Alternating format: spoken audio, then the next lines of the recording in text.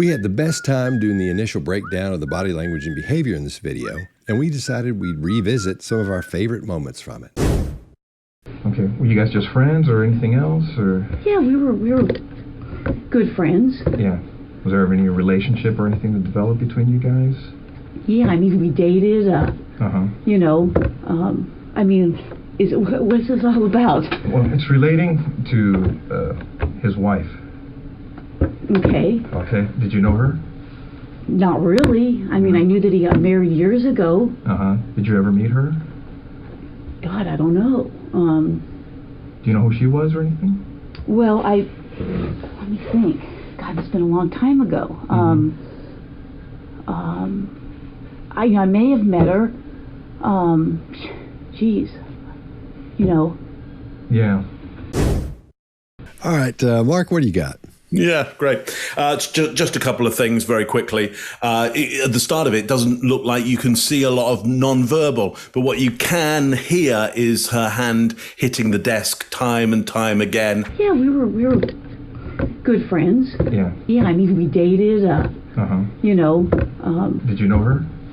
Not really. I mean, I knew that he got married years ago. That could be anxiety. It also could be some form of territorial aggression as well, trying to see the other people out of the territory. So great to hear that. Very, very clear. Red flag already for me on that one. And then the other thing I want to talk about there is between the and I may have met her.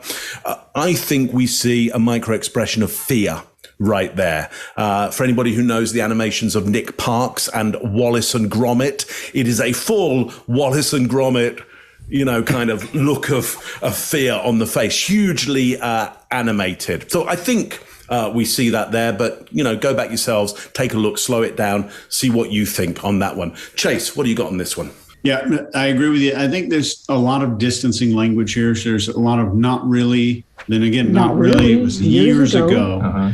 Did you ever meet her? She says, God, I don't know. The more distancing. It's been such a long time ago. More distancing. I may have met her. More distancing. And I want to tell you that there's, in my training, I teach there's 4 things that guilty people go through. After the crime has been committed, they go through gravity of just a realization of what's going on. They go through rationalization. Well, I did it because of this. I had to do it. Then they go through projection, and it's somebody else's fault because, or it's this environment or parents, whatever. Then they go through stage 4, which is denial planning some kind of a story on what's going on. And here's a cool tip that no matter if you're talking to your kids or somebody at work, that suspects will typically reveal a few things right away in the interrogation, not just their baseline. One, they're going to show you their denial strategy because they've been going through this denial strategy. And they'll typically reveal the theme of how they processed guilt psychologically. And here we're seeing and hearing her use time as a cleanser of sins and memory. Well, let me think. God, it's been a long time ago. So we're seeing a lot of distancing right off the bat, which is her denial strategy, and time has cleansed so many things. So this is what she's gone through as she's starting to have this conversation. Keep in mind, she was tricked into coming into this building and then kind of got this thing dropped on her. So we're seeing a whole lot of stress right off the beginning. Greg? Yeah, a couple of things that are not public and not clear here. Yes, she was tricked into coming here, and specifically, this is a lockup, so she would leave her gun somewhere else. That's masterful by the investigators. Now, remember, she's also an investigator. She's talked to a lot of people who have used many different means of deception, and we're going to see them. Normally, when police officers are talking to each other, they're going to have a conversation. They're not going to make it pulling teeth to get information. Look at everything she does is stop short of giving you any information like a conversation, and you have to pull it out. But these two guys are sharp, and they do iterative interrogation, meaning they go after a little bit, and then when she doesn't answer the question, they ask the next question. She does that single shoulder thing. Mark, I'm not sure that this is not a drop and not a... She's moving her shoulder and then drops her hand more than anything else in this one, at least. When she says, what's this all about? Drops back in the chair. Her blink rate goes through the roof. It's really, then she goes to some internal conversation as she drops her eyes down to the left. And you can't tell whether that really means anything or not, or whether she's trying to figure out what they're asking. But she only answers what they ask. It's very, very clear. She's learned something from the people she's interrogated over the years, and we're going to see a lot of that as we go through. She's going to throw the kitchen sink at them. Scott, what do you got? Yeah, all right. Well, I'm a little bit different than you guys on what the arms mean, but we'll get that in just a second, or what the flailing around and hitting the table means. But we're hearing a lot of stress. This is, like you said, she's been surprised, so here she's realizing what's happening to her. And the distancing we're hearing and the denial stuff that Chase is talking about, she's structuring her story at that point. She doesn't know what kind of information they have. She doesn't know how much they have. So she's staying back, and she's looking at the field and seeing what's coming, and she's grabbing these parts, and she's taking them over here, and she's backing them off while she collects this information, because that's how she's got to construct her story that works for her, that doesn't make her get in trouble with these guys, right? And the greatest questions where he says, Did you know who she was or anything? You know who she was or anything? How open-ended can you get? That's perfect. I think that's awesome. And so she has to say something. Well, let me think. God, it's been a long time ago. She's trying not to say anything, but she has to say something. And what we're hearing when she hits her hand on the table, it's not an illustrator, it's an adapter, because at this point she has nothing. She's really far up. She's right in their face and stuff. She starts flailing her hands. We're going to see this throughout here. So think of it as an adapter, not as much an illustrator and Mark, you could be right. Maybe it's a territorial thing, but I think it's an adapter, because when she hits those things, she feels it, and that releases some of that pent up stress or energy, and she's got tons of it, because she's not quite in a panic state yet, because it's just hitting her. She's like, oh no, she's deciding, she's about to figure out what's going on with her. Her face at this point is just pretty much expressionless at the top as she's talking to him. We do see, we'll get into the blending of expressions here in the next one, but as she opens her thing, no solid denials. She doesn't say no to anything, and we hear the word think for the first time here, and we'll hear it throughout this, because I think that's what happened. I'm not sure. Oh yeah, that could be. So she's saving these. She's saying think so she can have room to backpedal and go back and save herself. Oh yeah, you're right, I remember now. So she's collecting all this information. That's her goal right now, is to get all the information she can, so she can structure a story that goes with what they're talking about, so she won't get in as much trouble. And I think they knew they had her right out of the gate. They had the DNA, so they knew it was her. But when this started, I think they said, "Oh man, we got her now." I bet you the first break they took, where they went out, they said, "Dude, we got this one. This is simple." And I'm sure if she had listened, she could hear him giggling in the next room. That's how confident I think they probably were with this. The mainstream media is not broken at all. It is functioning exactly as it was designed. It exists to manipulate you, to divide you, to feed you fear and outrage and distraction, while pretending all of that is information. And most people are still swallowing it like it's gospel. I've spent years studying propaganda and psychological operations and human behavior, and I will tell you this plainly: the media is not here to tell you the truth. It's here to shape your truth without you even realizing it. Every network, every outlet, left or right or center, they are all playing the exact same game. Keep you emotionally hijacked, cognitively blind, and addicted to narratives engineered by people who have zero interest in informing you at all. So they manufacture a bunch of division. They amplify lies, and they bury stories that threaten their control. This is not journalism. This is mass psychological warfare. This is why we use ground news. It is not just a news app. It is a tactical weapon for seeing through all this fog.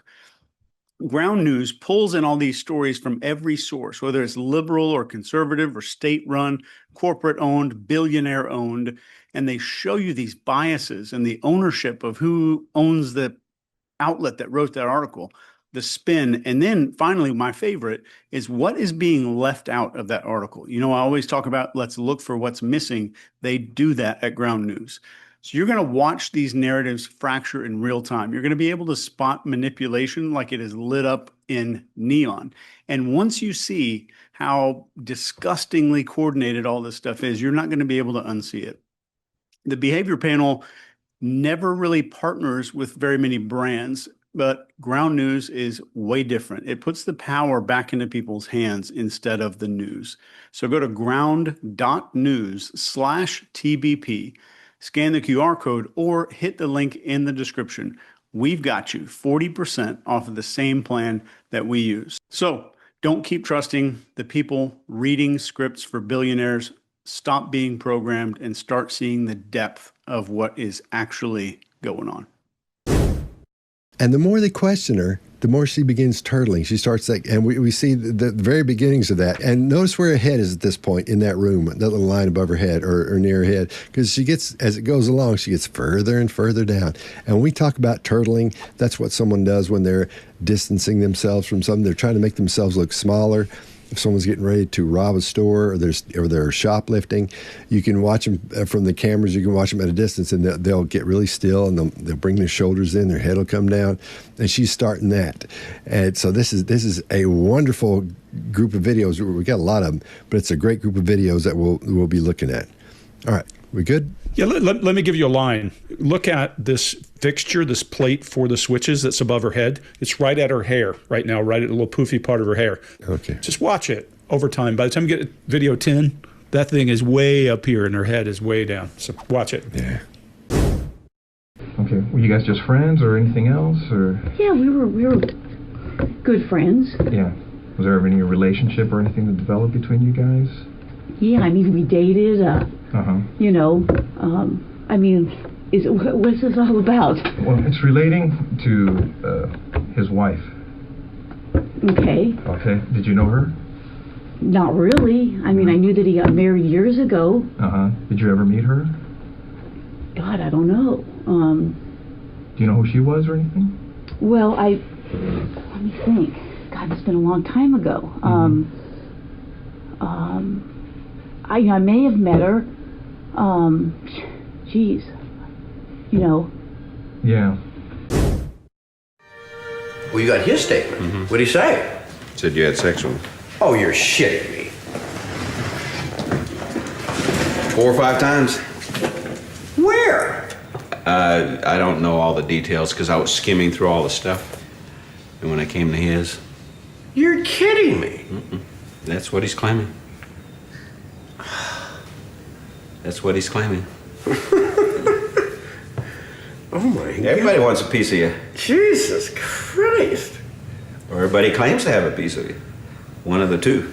And you have his statement? Yeah, we copied it. Send me a copy of that statement. I'm dying to see that. I'll get it tomorrow. Was it a short statement, a long statement? About a page and a half. Okay. Handwritten.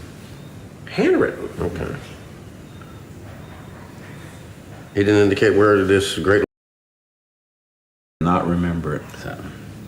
Rather know now than later. I'll say. God, I'll say for sure. So I talked to Dave about Dennis, and we're going to rethink. We're going to digest the statements and then rethink as to how to approach it. Okay. All right. Jesus. All right.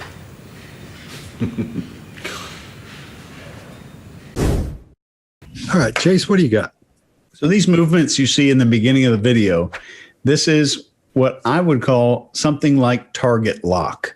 There's a potential threat or threatening information, and he is monitoring it as closely as possible. You can see him tracking the other person here, which I think is his attorney, to make sure he gets as much data as possible before anything happens so he can react to the amount of data or react to what's coming out. There's an immediate rise in vocal pitch. Where? You're kidding me. Which we teach, anybody that teaches deception detection, which doesn't technically exist. We're looking at stress. Anybody that teaches deception detection will talk about this rising vocal pitch thing. I've never seen it outside of a Dennis the Menace episode. I haven't seen it this great of a deviation from baseline. So this is a great rise in vocal pitch example. Yes. And as he's being told, before the whole thing comes out, he's doing what's called the transderivational search, where his eyes are moving back and forth to pull up as many programs that he might need to deal with this as possible. So did I park outside? Was I at a hotel? Did I leave DNA somewhere? Going through as many possible scenarios as he can.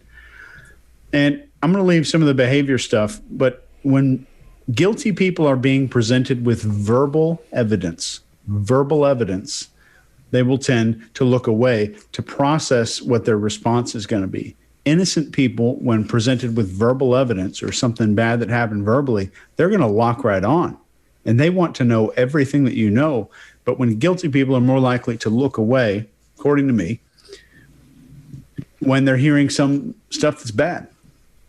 And this face, while shaking his head, is a mirror image at the very end when he's kind of, his lips go together.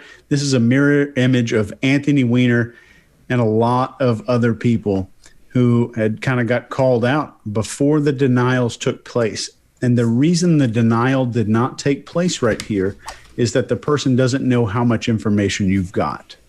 That's why you don't see a denial. They want to collect a bunch of data from you before they make a denial. All right, Greg?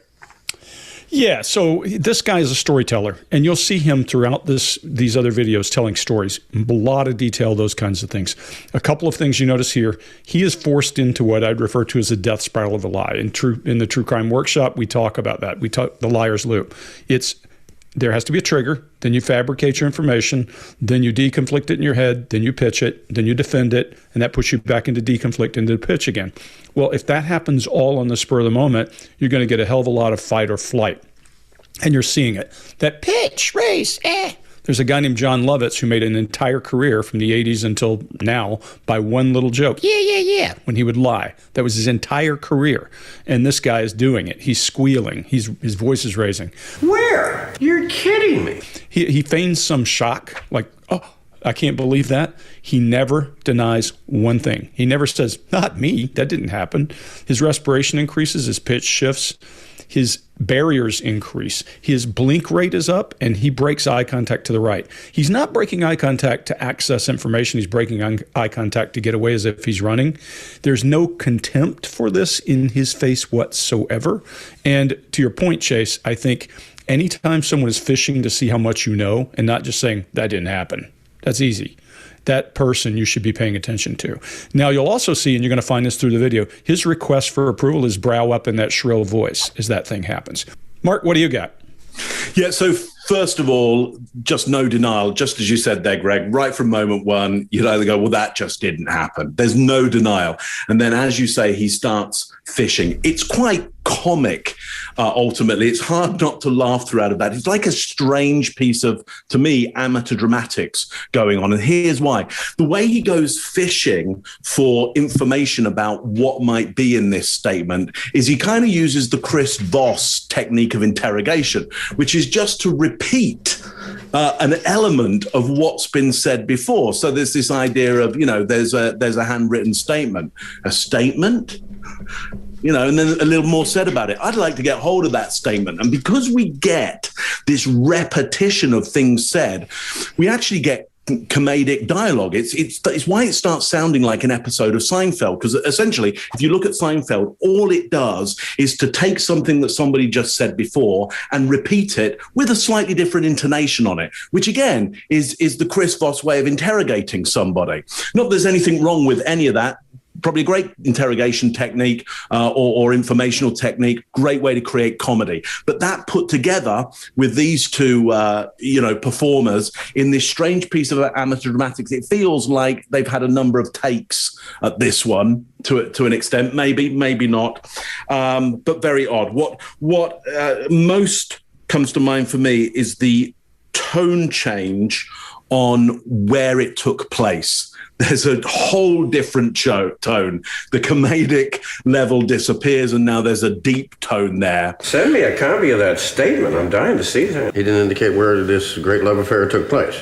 My guess is that there's a worry that if it took place in a certain area, a certain location, there may be evidence around that. And he wants to know Has he said where this took place? Because if it takes place in a certain place, I'm going to have to really create a good story around this one to get out of it. That's what I got around that. Hey, Scott, let me add one thing back to you, Mark, before we hand it to Scott. One of the things that I should have mentioned, he is keenly aware of the camera here, whereas in other parts of this, he's telling a story and he doesn't have that. When you're confronted with something, whether it's a first time or not, and you're keenly aware of the camera, that can raise fight or flight in its own way. So that's something for us to pay attention to as well as we go through this whole thing. So sorry, and then I'll hand it back to you. Yeah. So what you're talking about, Greg, is extra face. It's a term I coined when you see extras in movies and TV shows. They're sitting around like this, eyebrows up, and just act like nothing's going on. And when they talk, their illustrators are really, really big, and they're told not to make any noise as they talk. So it's really big. If you'll watch the Kardashians, everybody in that show who's not like one of the stars of the show, sitting around, whether they're in a restaurant or whether one of their friends on the couch, just going, and that's extra face, because you're being you're on film, you're being videoed at that point. So you're trying to put the best part of you forward, and that's the face they make. Now, when he hits this Mickey Mouse voice, Where? You're kidding me. That I agree with you, Chase. Unbelievable. That is I've never seen that before, never heard that before anywhere else to that level than here. But when he uses the explicative, what happens is his chin comes down as he's saying that, because he's starting to go, oh no, they know, they know. And Mark, to your point, when he's thinking of the stories he's got to make up, he needs more information. He doesn't know how, like Chase said, he doesn't know how much information they have up to this point, but he's wondering, which time is this guy talking about? Is he talking about all the times? Or is he talking about one single time? Because what he's in now is what Greg was talking about earlier, when he's trying to get, he's in defend. So what he's done in the liar's loop is he's already pitched. Pitching is where you actually tell the lie, but he's been triggered by him saying, here's this information. And as he gathers this information, he's thinking, I have to come up with something. And then he's deconflicting as he goes along, but he's got to know what he needs to deconflict before he starts giving anything out. That's why he's really not saying a whole lot other than, I want to see that information. Not a whole lot of details about anything. He's backed off because he's thinking, I got to collect information. I got to get as much information. And Mark, what you're talking about is elicitation. Those are the techniques that Chris uses, that he's talking about in his book. So he's using elicitation. He doesn't realize he's doing it, but he's using elicitation techniques to get as much information as he possibly can. It's just a natural one. Obviously, he doesn't know, or he may know, but I don't think so at this point. So that's where he is. He's trying to get enough information so he'll know what to defend as he goes back in. All right. That's what I got. We good? One thing. Chase? In this instance, in most crimes, probably 90%, I made that up, but let's just go with it. In most crimes, the person doesn't know how much you know. And especially as a police officer doing an interrogation, this video, when you watch this video back again, now think of how and why the bait question is so deadly effective. That question that starts with, is there any reason that X, Y, and Z would have seen you do this, or one of your neighbors would have reported this? That question is, in my opinion, one of the most, probably top 3 interrogation techniques in the world. The bait. It separates senior interrogators from junior people who come in and blast out information that's not true and let you know they don't know anything to start with, right? It's the ask versus the tell. Yep. I always add whatsoever. Is there any reason whatsoever? Because that takes it to the wall. Is there any possibility at all when you go through there? And then when you start talking about DNA, it'd be a reason that your DNA would be in that room. Yeah. And you say stuff like, like your hair, your eyelashes, some spit when you were talking, like you'd be able to find spit when they're talking. And those eyes will get all big and they'll start listening. So that's a potent tool there. Well, you got his statement. Mm-hmm. What'd he say? Said you had sex with him. Oh, you're shitting me. 4 or 5 times. Where? I don't know all the details because I was skimming through all the stuff. And when I came to his... You're kidding me. Mm-mm. That's what he's claiming. That's what he's claiming. Oh my God. Everybody wants a piece of you. Jesus Christ. Or everybody claims to have a piece of you. One of the two. And you have a statement? Yeah, we copied it. Send me a copy of that statement. I'm dying to see that. I'll get it tomorrow. Was it a short statement, a long statement? About a page and a half. Okay. Handwritten. Handwritten, okay. He didn't indicate where this great love affair took place. Yeah, but Mike, I cannot remember it. So. Rather know now than later. I'll say. God, I'll say for sure. So I talked to Dave about Dennis, and we're going to rethink. We're going to digest the statements and then rethink as to how to approach it. Okay. All right. Jesus. All right.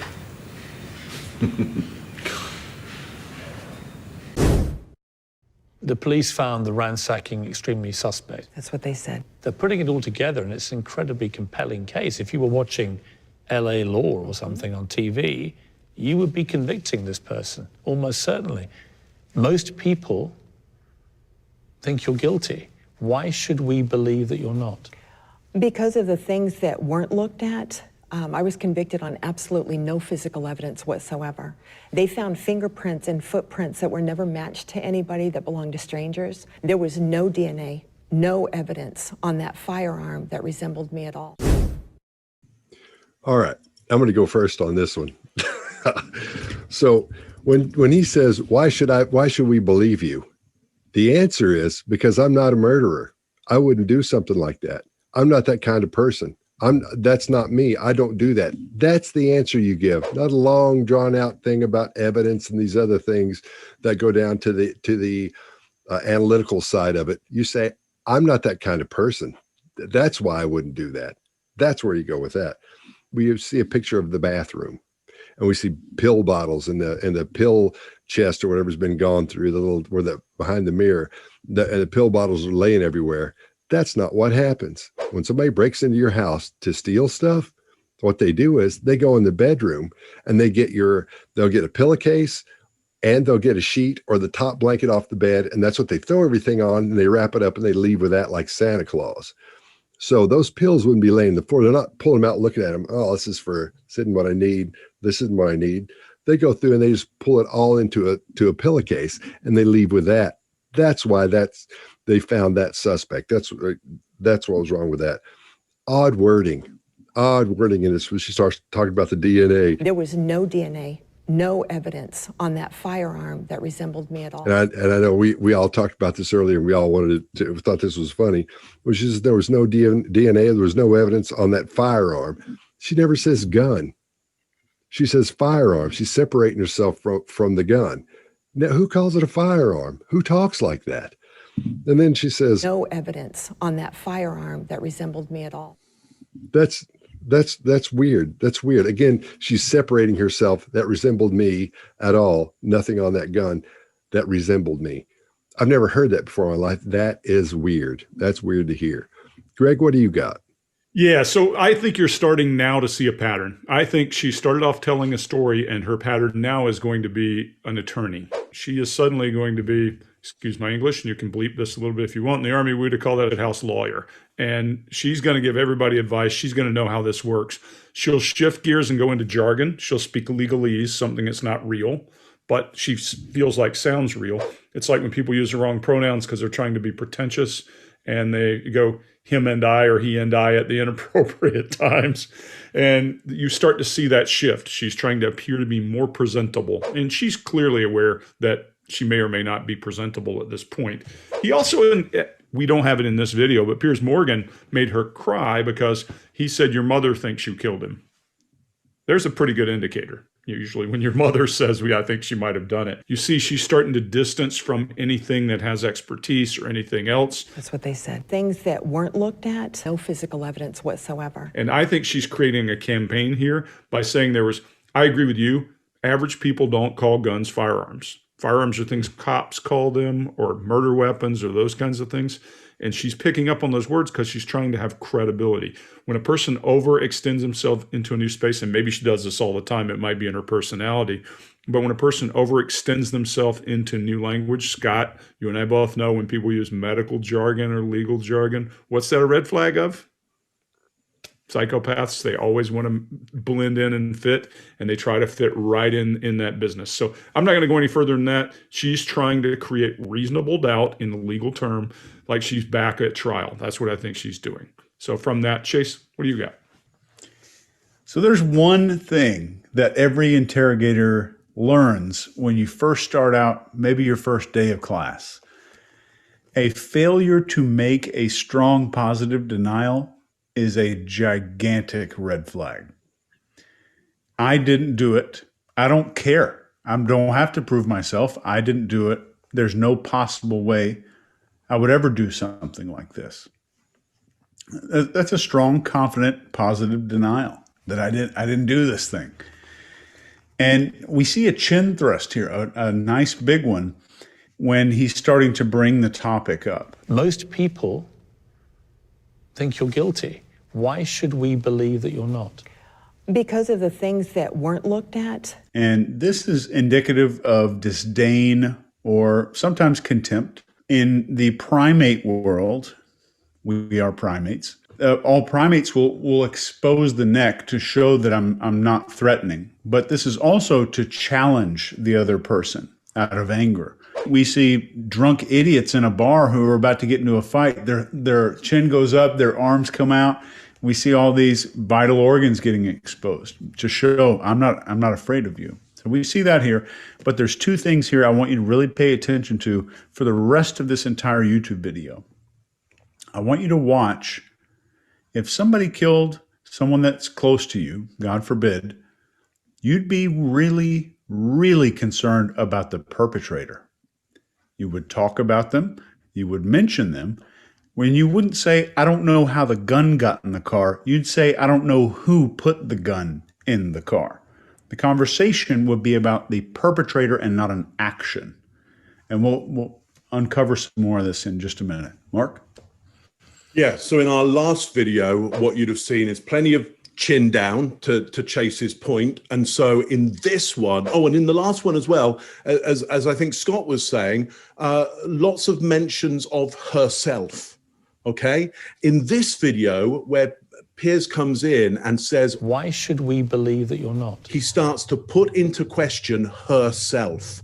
And at that point, once herself is questioned, up comes the chin, and the response to that confrontation is, I would say, arrogance, which is to say, you cannot question me. I am untouchable. Here are my kill points. Yeah, you're not going to get me. And it's an extreme difference. I want you to go back and look at where the head is placed for the predominance of that first video, and look where the head is placed on that second video, and realize that the question is, why should we believe you? And see what effect that has. Now, I even checked the camera angle to make sure the camera, as it came from Piers, didn't dip down, that it might make it look like that. The camera, the person on the camera is getting exactly the same height, not gone underneath. So it's definitely a big display to that questioning that person around believability. I'll leave it at that. I think the two of you are on to something, the bar fight, and that's who you're seeing. That's a scrapper throwing their chin up, prepared for what you're at. That's the reason the chin goes up with her. I have that in my notes. Yeah. Well, when arrogance happens, the person believes that they're untouchable. Yeah. It's basically to say, when you do it in close proximity, within striking distance, you're saying, I don't think you're going to attack. I don't think you've got it. I don't think you have anything. Yeah. And that's what's beautifully arrogant about it, especially when you've got somebody with power in front of you. And Piers has some power. She doesn't think he has any power.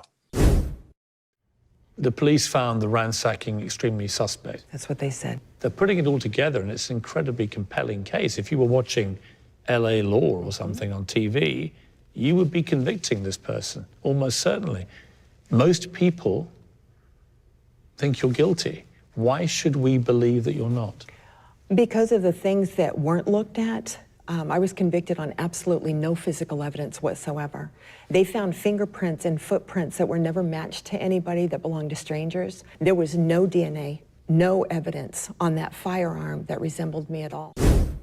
Well, all right. Well, if you like what we're doing, please subscribe. All you got to do is hit that little red thing down there, and the little bell will pop up. Hit that, and it'll let you know when we have a new show come out. And once you click that, you become a panelist, and just like us. So come on in. The nerdiness is fine. Oh, that was bad. Anyway, so subscribe if you want to. All right. Anybody want to add anything else? No. All right. Well, this was a good one, fellas, and I'll see you next time. See you all. Bye now. Thanks, guys.